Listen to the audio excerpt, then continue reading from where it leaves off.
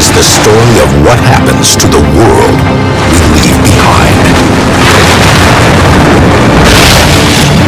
In this episode of Life After People, humanity takes a holiday. What will remain when Christmas is past?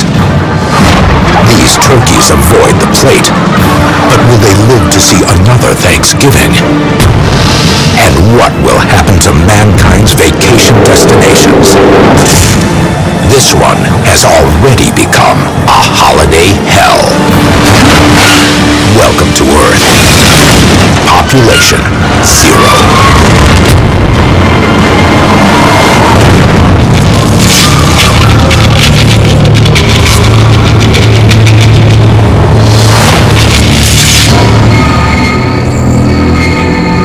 Throughout history, mankind marked the passing of time with special holidays. Days of celebration. Places of escape. But now, the party is over.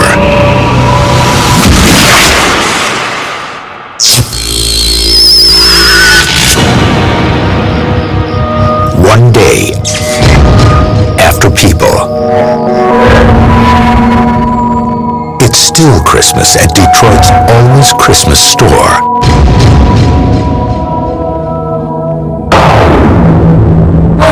The lights sparkle. The animated Santas and snowmen sing carols. In the time of humans, Christmas spawned its own economy. Americans spent $154 billion at Christmas every year. We imported nearly $500 million worth of Christmas ornaments alone. That's more than the cost to launch the space shuttle. The most iconic symbol of the season was the Christmas tree. But by the 21st century, more than 60% of families put their presents under trees made of aluminum or plastic. Because of the chemistry of their main ingredient, plastic trees are destined for a long life after people. This is a very typical artificial Christmas tree. It's primarily made of two materials, steel or metal and plastic. You've got wire rods that are covered in PVC or polyvinyl chloride. PVC is better known as vinyl, the same material that made record albums and gave automobiles that new car smell.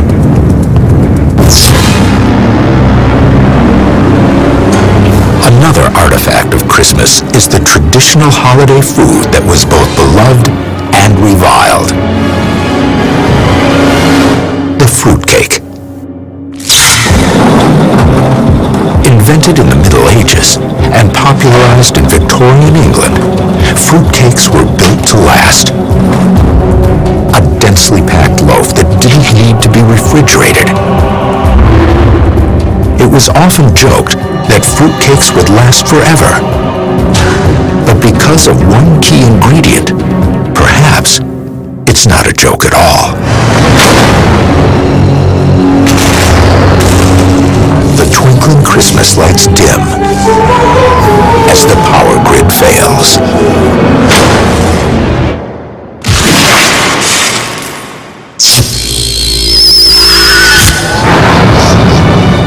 Days after people. Another Christmas icon is in trouble. Reindeer. Although they may seem like a Christmas invention, reindeer are a real domesticated species that live across Earth's polar regions. In places like Alaska, they were bred for milk, meat, and even for pulling sleighs. How they became part of the Christmas story isn't entirely clear, but many believe the image of Santa's sleigh being pulled by flying reindeer evolved from pagan images of the Norse god Thor, with his sky chariot being pulled by flying goats. There are over 30,000 domesticated reindeer in Alaska alone. But now, with no humans to care for them, there is a threat looming nearby. Will these reindeer live to see another Christmas?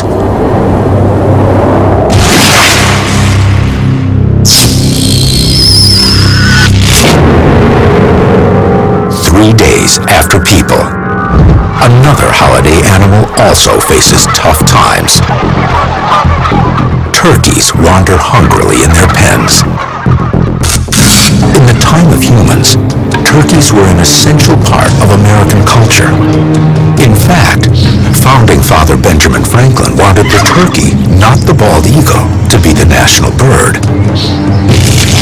By the 21st century, American farms were producing over 270 million turkeys per year. 46 million of them destined to be eaten for Thanksgiving dinner. With people gone, these turkeys have avoided the axe. But something humans have done to make turkeys more appealing will also seal their fate. Tom turkey for the dinner table, just not going to make it. Selective breeding has created a turkey with massive breasts that meets consumer demand but threatens supply. The turkey's breasts are too big to allow them to fly, too big for males to even be able to mount their mates. Farm-bred turkeys are actually produced by artificial insemination. So in order to reproduce, that's not going to happen. This generation of Thanksgiving turkey may be the last.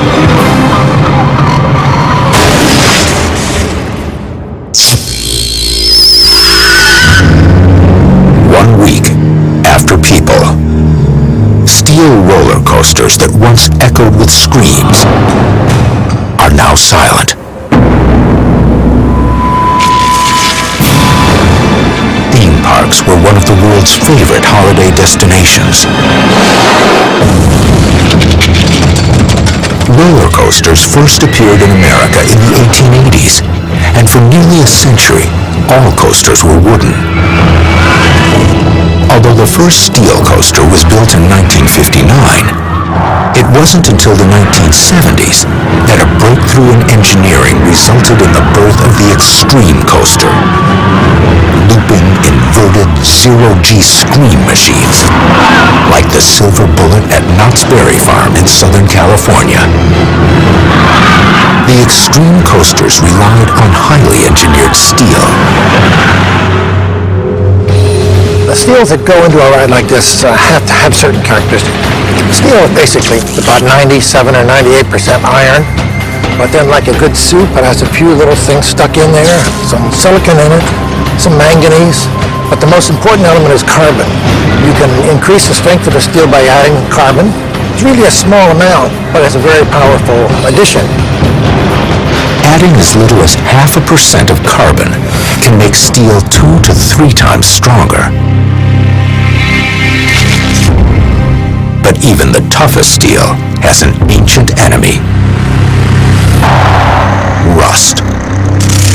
If we get a scratch on the ride here, well, we go ahead and sand it up and protect it and recoat it. Now, without maintenance, a tiny scratch lets rust begin on the exposed steel.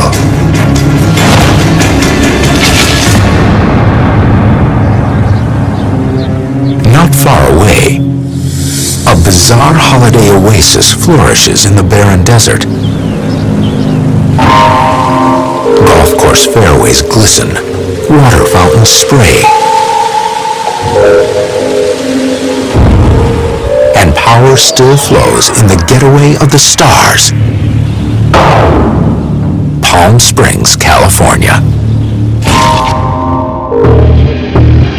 This seems to me to be a place that really doesn't belong here. You drive around in Palm Springs and you see lawns, you see all these flowers, there are fountains and ponds. It just seems like this is a bad place to build a so-called civilization.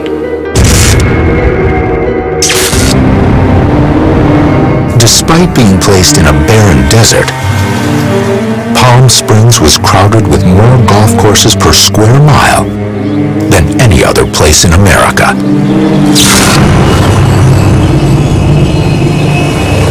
But now, the golf course sprinklers keep the fairways lush and inviting for no one.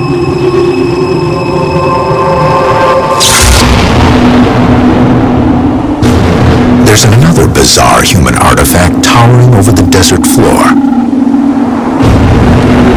It is the Palm Springs aerial tramway. In the time of humans, it was a tourist attraction that stretched a mile across 5 steel towers, from the desert floor to a mountain peak 8,500 feet above sea level. But now, the car sits empty, 200 feet in the air, swinging in a breeze overlooking the vacant resort city. The traffic lights still blink, and the air conditioners still hum in Palm Springs, because much of the power is still on. Due to the city's reliance on a massive forest of wind turbines, 4,000 of them still spin just outside the resort city. As long as wind pushes the blades, electricity keeps pumping out. These windmills appear very simple, but looks can be deceiving. A wind turbine is a fairly complicated beast. There's wind speed measuring sensors, wind direction measuring sensors, and they actually control the pitches of the blades so that you're producing the right amount of power all the time. But high tech demands high maintenance. You have to have lubricants, you have to have hydraulic fluids. It's just like in your car, you have to change the oil every so often or your motor is going to seize up. The same thing happens with these things. If you don't replenish the oil, the lubricants, and the hydraulic fluids, they're going to quit working. 1 week after People, their blades still spin, generating thousands of kilowatts every hour, every day, every time the wind blows.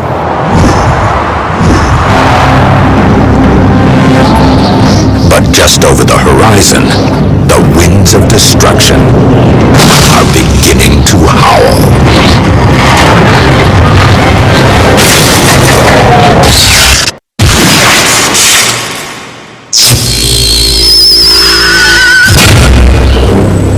One month after People, in a series of steel sheds and concrete bunkers in rural Pennsylvania, thousands of pounds of explosive power sit idle in a fireworks factory. In the time of humans, over 200 million pounds of fireworks were set off annually. That's twice the explosive power of the nuclear bomb that destroyed Hiroshima.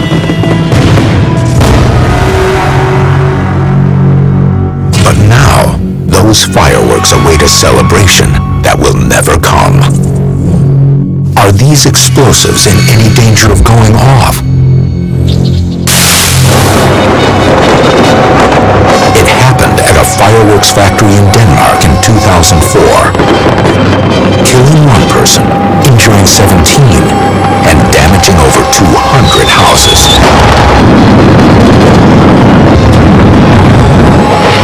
The final explosion resembled a nuclear mushroom cloud.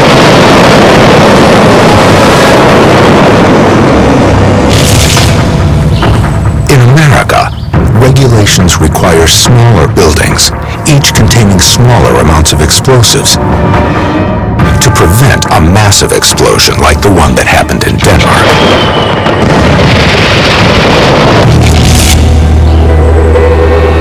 1 month after People, the fireworks and gunpowder lie dormant behind blast walls in their bunkers.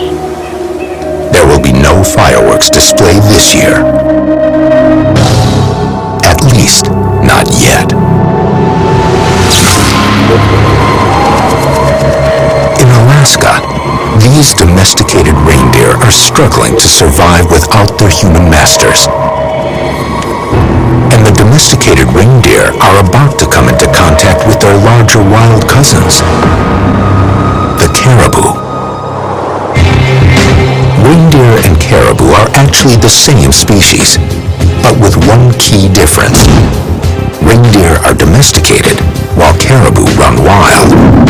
900,000 caribou range in massive migratory herds across Alaska. The caribou can migrate up to 3,000 miles in a year. The caribou are like the lean, mean running machines, and the reindeer are the couch potatoes. The caribou are actually built for running. They got long legs, slender bodies. The reindeer have very short legs, very heavy bodies. Although they aren't built to travel long distances, reindeer can't help heeding the call of the wild. Even in the time of humans, domesticated reindeer often disappeared from Alaskan rangeland, joining the caribou herds as they swept across the countryside. When they come out onto the rangeland, being migratory animals, being very closely related, they do intermingle.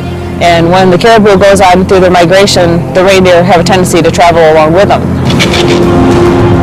Now, without humans to tend them, the once sedentary reindeer will join the caribou herds and face the challenge of a 3,000-mile migration.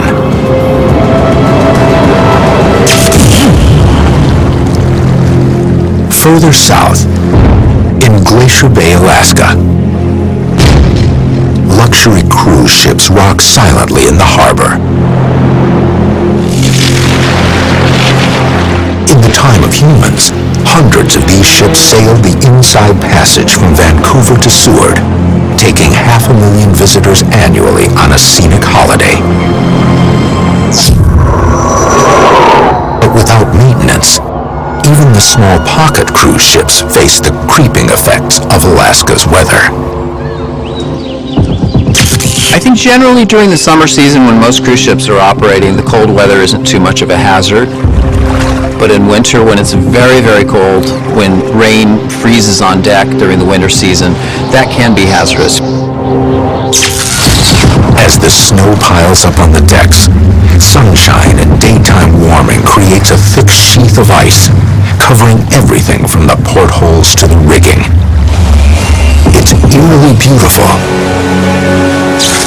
But snow and ice buildup creates a weight that a cruise ship is not designed for. A ship rarely sits completely even in the water. There's going to be one side or the other where it's leaning a slight bit, and in the lower recesses is where water and snow are going to build up. And gradually they're going to make the ship tilt over. For this ship, the voyage is over.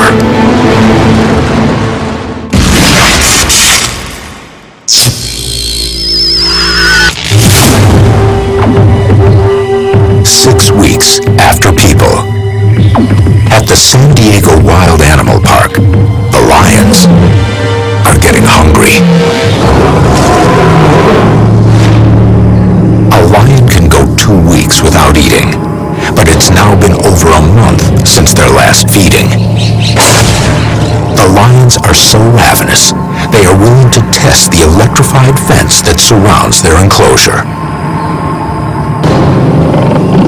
To their surprise, they don't get a shock, since the power grid failed weeks ago. Now, the biggest obstacle is the moat. The moats are over 18 feet wide, but lions have been known to leap more than 30 feet. And now, they're free.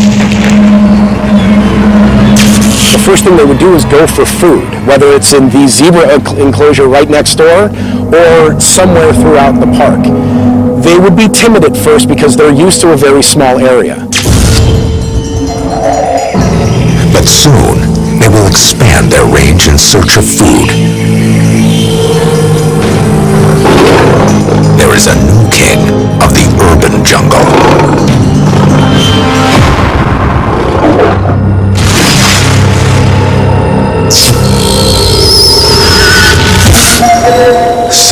Peoples After People. Some ski runs are beginning to look the way they did before man claimed them as his winter playground.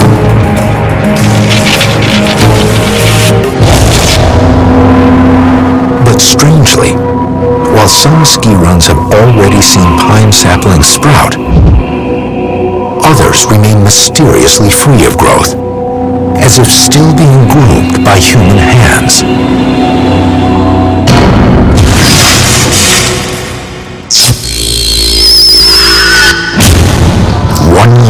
After People. The wind turbine farms still tower over the desert outside Palm Springs, California. The steel towers face a worse enemy than rust: the wind itself. These wind turbines are designed for a specific range of wind velocities. If you exceed that velocity, they're essentially going to fly apart. That's why these windmills were designed with automatic braking systems to shut them down during extremely high winds. But what if those systems fail? It actually happened in Denmark in 2008.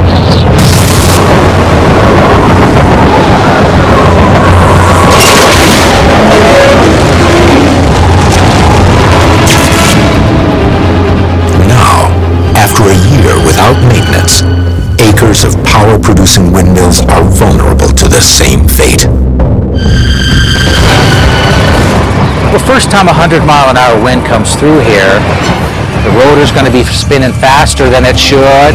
That's going to create vibration. The turbine's going to probably start to come apart. You would see the thing fly off, and then when it hit the ground, you would see dust flying, parts flying everywhere. You're going to have all sorts of mayhem.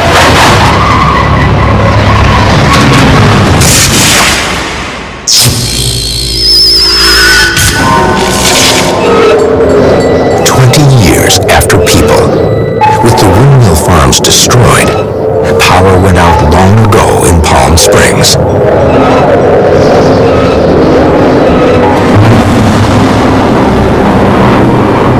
The once bustling resort town is eerily silent. Its golf courses return to sand. Its hotels empty shells. We know this because just down the road from Palm Springs is a place where life after people has already begun.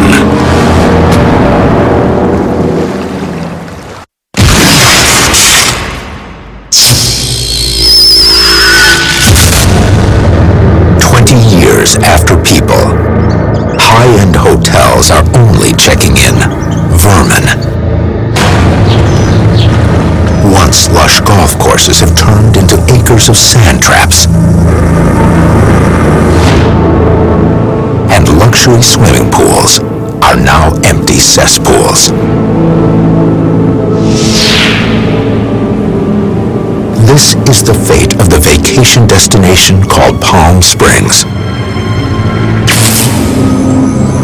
We know what Palm Springs might look like 20 years after People, because there's a place just like it, only 60 miles away, where it's already happened. The Salton Sea is the largest lake in California. Conceived as a resort paradise for boaters, water skiers, and vacationers, it was once called the next Palm Springs.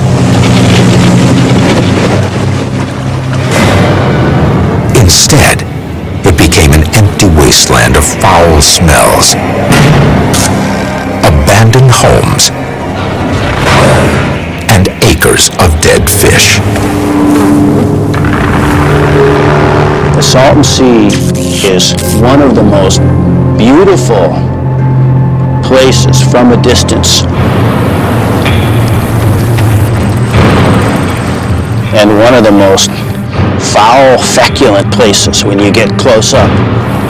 Dead fish, a nice odor of ammonia, and you think, this is really hideous.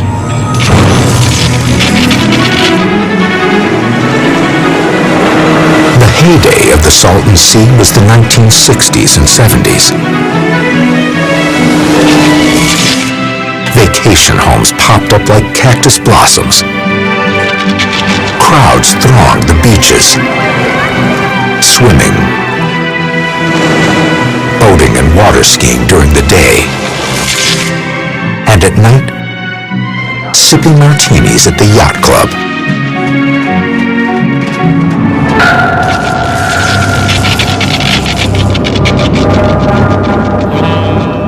Now, the crowds at the yacht club are only pigeons.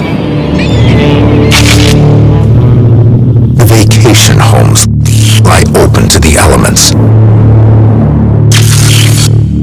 And RV campgrounds look more like burial grounds. These hookups all throughout the campground, they're kind of like tombstones to the dead campground.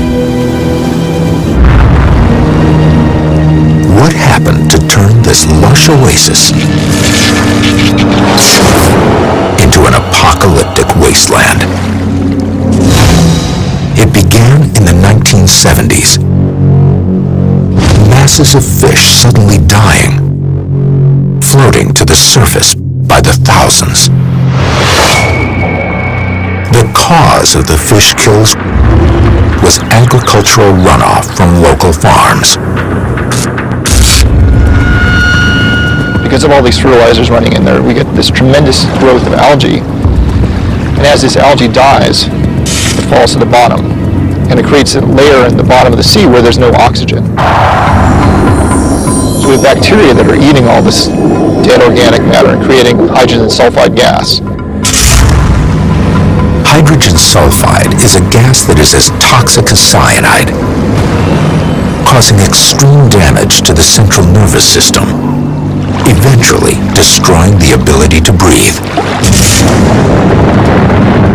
It was so deadly, it was used as a poison gas in World War I. It's just as deadly today. And at times it can kill millions of fish. A few years ago, about 7 million fish died at once. The fish kills continued. Then the birds that ate the fish also got sick and died. Residents claimed they could smell and taste the gas in the air. People stopped coming to the Salton Sea. At its height, the population of Salton Sea was around 15,000 people, with thousands more arriving on weekends. But vacation homes were abandoned. Resort development stopped in mid-construction. RVs, boats, even the yacht clubs, all left behind. Today, where thousands once lived and played, only a few hundred people remain in each of the tiny shoreside communities, surrounded by the ruins of vacation homes.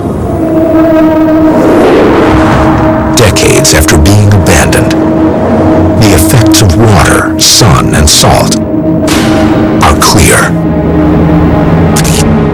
This is an old trailer. I think it's an Airstream trailer, and it's been exposed to the environment for 40 or 50 years at least. After people are gone, once one of the doors starts flopping in the wind, or perhaps one of the windows breaks, and the environment enters this trailer, the whole thing just becomes food for the environment.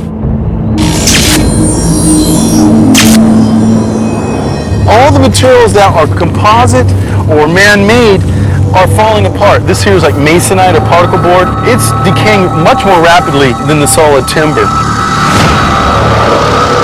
Like the people dribbling away from the toxic sea, the structural elements slowly disappear from the homes.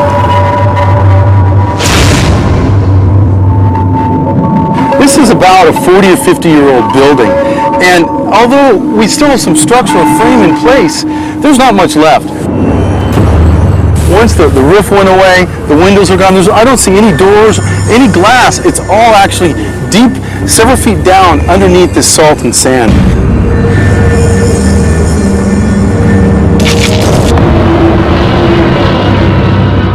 Ultimately, it'll go back to being desert with a lot of garbage on it. But in this desert of a future, time and nature may lead to a 4th of July display bigger than ever.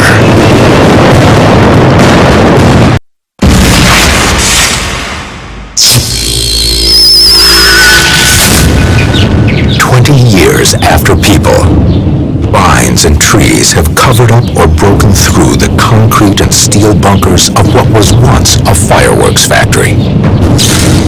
Fireworks were a dangerous way to celebrate. In the time of humans, on average, fireworks injured nearly 10,000 people a year. Now, it is late summer, dry heat, and a wildfire begins to burn out of control through the woods. The fire reaches the edges of the fireworks factory. For a decade, water has dripped or flooded into the steadily deteriorating bunkers. Gunpowder easily absorbs water, but wet gunpowder takes on a strange ability. After it dries out, it becomes more volatile and unstable. The finely milled powder clumps together, burning less evenly, and sometimes exploding more powerfully. Now, flames lick through cracks in the walls, and the powder ignites.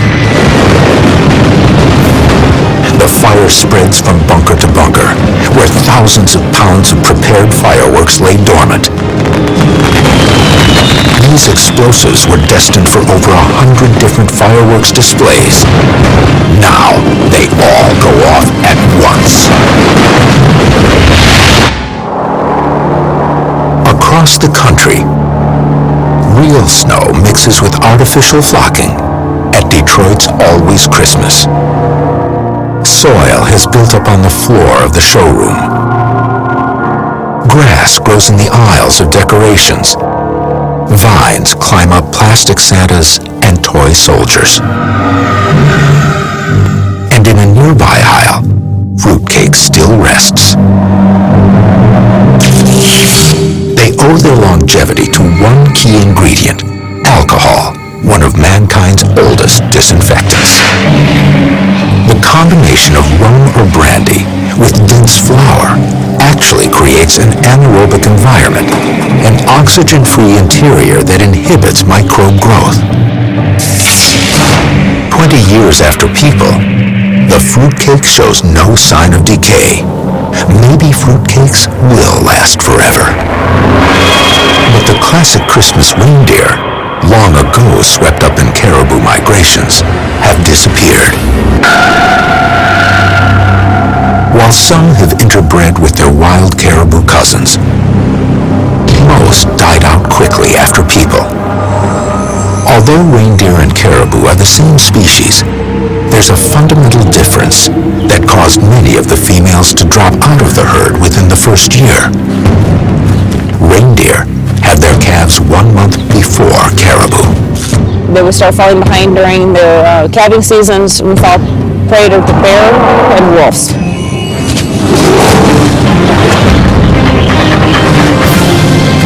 The reindeer games are over.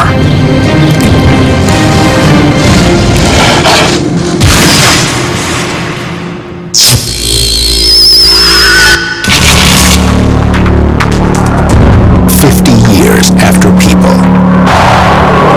a mystery remains on the ski slopes. While some ski runs have completely reverted to nature, others are strangely clear, as if groomed just yesterday. The reason: slopes originally cleared without heavy machinery recover quickly. But those that were intensively engineered or graded defy the return of nature. Graded ski runs are machine graded with heavy equipment like bulldozers and scrapers, things like that. A lot of the topsoil is scraped away or buried beneath the subsoil, and the soils are compacted by the machinery. So there's reduced soil depth for plant rooting, and as well as the soils being compacted makes it harder for plant roots to grow there. These ski runs will remain just as humans left them for a very long time. In Southern California, a new top cat enjoys his spot in the sun. Having escaped from the San Diego Wild Animal Park, the African lions have spread out and adapted to their new environment. We've got predatory cats that size from San Diego to Santa Barbara. Real easy to get places on the freeways, get off the freeways into open savannas. Perfect environment for them. There's a lot of ranches in the area. They would be able to take down cows, horses. Lions can eat up to 75 pounds at one sitting. That's an entire baby calf from hooves to head at a single meal. They would be an apex predator of Southern California, and they might, in enough time, evolve into a new American lion. And as the centuries march on, a unique ingredient hidden inside this extreme roller coaster will prove its downfall.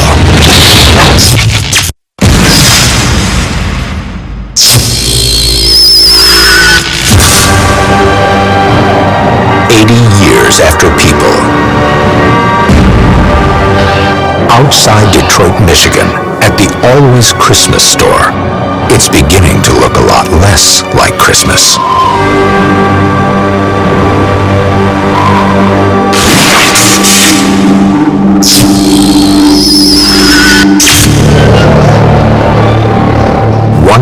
Years after People. The 150-foot-tall curves of Knott's Berry Farm's Silver Bullet are about to reach their breaking point. Incredibly, this coaster's doom comes from the inside, due to a surprising feature hidden in its bones. To keep this noisy ride from disturbing the theme park's neighbors, engineers filled each of the rails of the 1,300-foot-long coaster with sand. This actually cuts down the ride's decibel level by at least half. It's actually, if you've heard it run, it's an extremely quiet ride. But hairline cracks in the coaster's steel, after 100 years of neglect, have turned the sand into a coaster killer. Well, it's kind of an ironic thing. If you have sand in the track, if you get moisture in there, if you get water in there, then you'll trap it in there, and that will probably accelerate corrosion on the inside. Water, trapped by the sand, speeds up internal corrosion in the rails, weakening the steel, including the bolts. It's the connections that start to fail first. That's almost true in any structure. Bolts snap, steel bends, and the entire track begins to wave crazily. This extreme coaster makes its final plunge.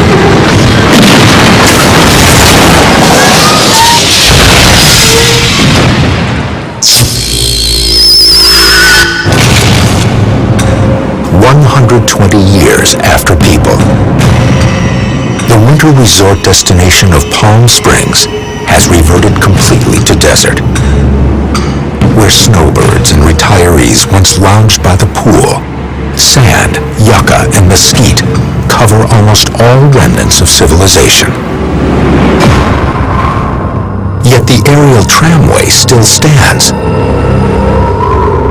5 giant steel towers once supported the cable cars that ferried vacationers up 8,500 feet. The steel has held up for over a century. But one thing will set up a catastrophic chain reaction. A constant, steady corrosion at the base of each tower. The problem begins with the cable itself. The track cables on this tram are almost 3 inches in diameter. Those are huge. Those are really big cables, and they're not one piece of wire. They're many, many pieces of wire wrapped around each other in a rope fashion. But the constant, steady pressure of a hanging cable car and over a century of erosion on the tightly wound wires finally causes the cable to snap. It is the first of a cascade of catastrophes. The crashing gondola swings down into tower number 1. The rust-weakened tower cannot withstand the impact, and it begins to collapse. And as that tower fell, it's liable to put too much torque on the next tower, which would then pull it over, and then it's liable to put too much torque on the next tower, which would pull it over, and so on up the mountain. You'd have that domino effect. Because one tower fell, then it would daisy chain up. 5 towers, connected by 2 miles of cable, pull each other down from the bedrock of the mountain and fall in an avalanche of rubble, dust, and twisted metal.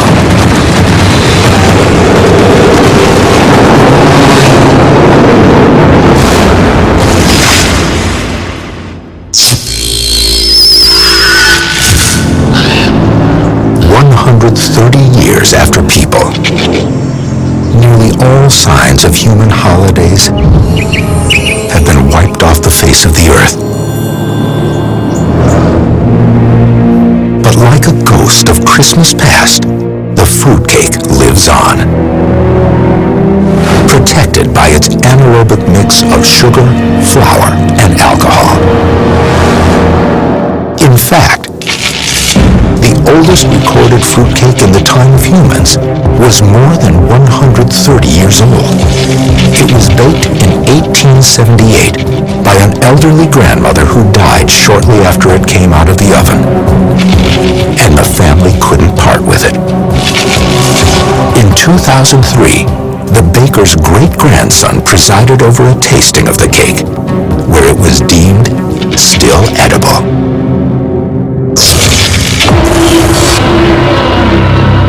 Now, as fruitcakes continue to defy decay,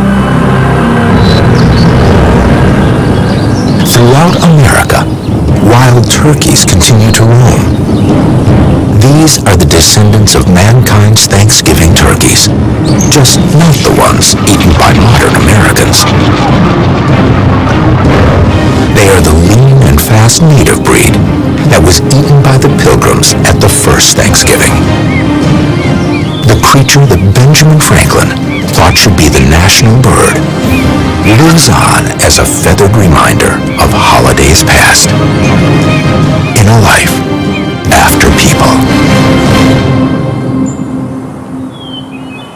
In the next episode of Life After People, water everywhere, as the giver of life satisfies its thirst for destruction. And if you're visiting this chilly, abandoned place, you'd better be packing